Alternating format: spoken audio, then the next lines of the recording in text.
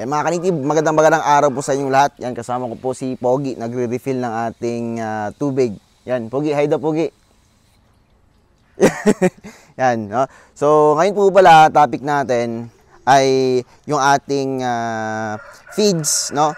Which is, nagkakasupply tayo, no? Naghanap po tayo mga supplier and para ma-continuous po yung presyo na mura at quality po yung products natin. At higit sa lahat, gusto ko nang i-share sa inyo yung isang ding topic natin dahil nga itong mga manok natin, no, ay yung ibang manukan kasi may mga fowl pox. Yan. Sa mga hindi alam ano yung fowl pox, yun po yung bulutong, no? Pwedeng mamatay yung manok natin dahil po sa sakit na fowl pox. Tumutubo po yan dahil po sa kagat ng insekto. Kanina pala, tayo po ay nagpagiling ng mais, no? So nag-i-effort talaga tayo, lalong-lalo na ako, no? Yan.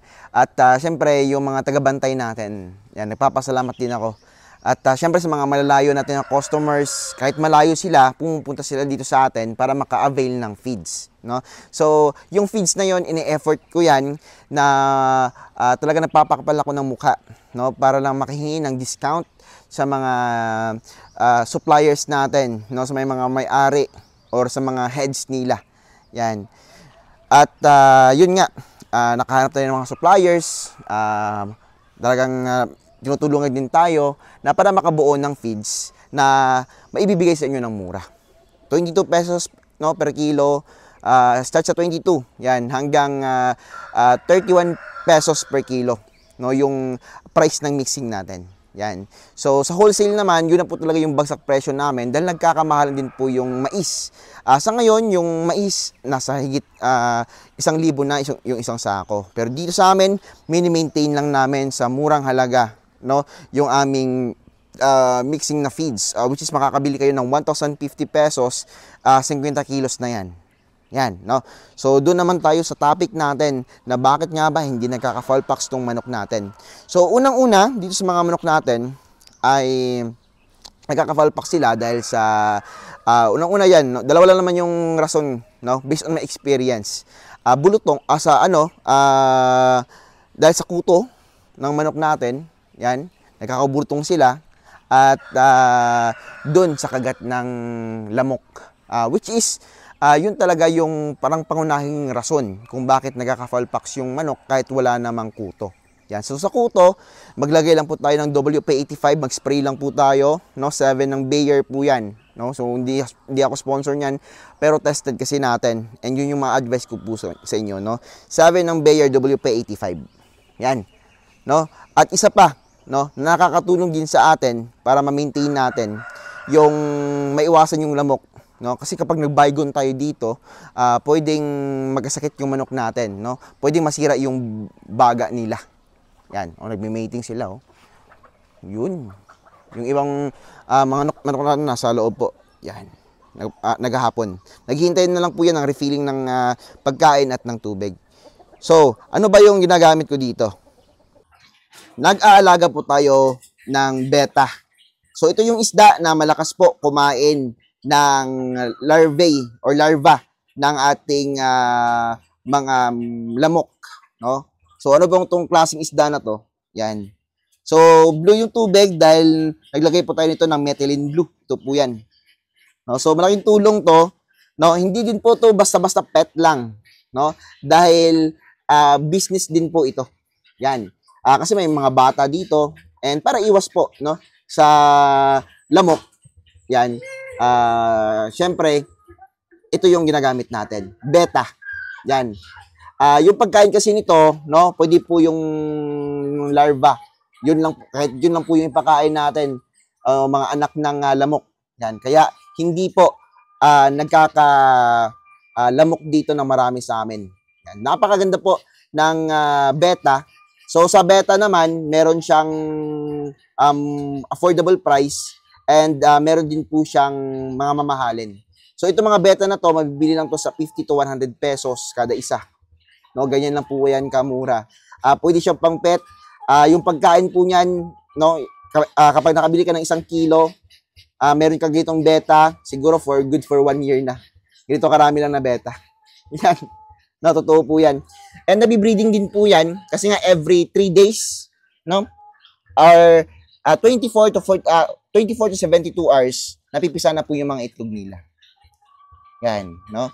At yung fry naman, fry po yung tawag sa mga anak nila, no? Yung fry po, napipisa po, siya po ay lumalaki or pwede na maging breeder sa edad na 3 months to 9 months. Pero mas okay sa ibang breeders, mga expert na nito, 6 months to 9 months. So parang manok din po. Yan, no? So ano lang po to, pang hobby at iwas sakit po dito sa manukan natin, sakit na fallpox. Yan. No? So yung isang babae po ay kayang mangitlog ng ito yung mga babae natin. So yung mga babae po ay kayang mangitlog ng 400 eggs sa isang itlugan lang. Yan. No? So pero hindi naman lahat mabubuhay yan, pero may binibigay dito sa kanila na malaki yung chance na halos lahat sila, sa kanilang mga fry or mga anak nila ay nabubuhay. No? Ay binibigay po sa kanilang na pagkain. Yan. Napaka-simple lang po nito dahil nga 3 days lang po yung breeding, no? Pagka 2 to 3 days po yung breeding, pinagsama natin yung lalaki at babae. Tapos yung lalaki po yung nagbabantay ng kanyang mga itlog hanggang mapisa, no? At yung lalaki diyan ay magsi-stay hanggang 2 to 3 days din. Yan yung lalaki, oh. Yan. Kakapisa pa lang po kasi ng mga itlog, so hindi pa masyadong makita. Nasa ano po yan, mga bubbles. Yung bubbles nila ay parang pugad, no? So diyan po nilalagay yung kanyang mga itlog, and kapag napisa na, yan, kapag napisa kasi yung mga fry niya or mga anak niya, yung iba hindi pa masyadong marunong lumangoy, no? So gina-guide niya yan papuntang itaas. And pinapakain niya, no? At yun nga, tinuturuan niya paano kumain. At kapag marunong lumangoy yung mga fry niya or medyo malaki na, pwede na nating alasin yung lalaki, at after 2 weeks to 1 month, pwede na naman siyang i-breed. So ganyan po kabilis paramihin. Yung babae naman, pwedeng i-breed ito every 2 weeks, no? So every 2 weeks, pwede ka makapag-produce ng 400 or 400 or lesser, no? Na mga beta fry or mga anak niya. Yan. So dito ko nilalagay yan sa cage ng Belgian Malinois ko dati. Meron din po ako mga ano nito, mga imported na in order. So hintay lang natin. So yun for pet and business, no? So medyo maingay dito dahil dito po yung mga bantay natin, no? So yung mga bantay natin, yan, sila yung itong breed na to, pinaka-behave, no? Dahil yung mga breed po kasi na ito, talagang hindi nakagat ng manok. So safe na safe yung manok natin. So yan, umaakyat yan, no? Pero hindi po yan bumababa. Yan.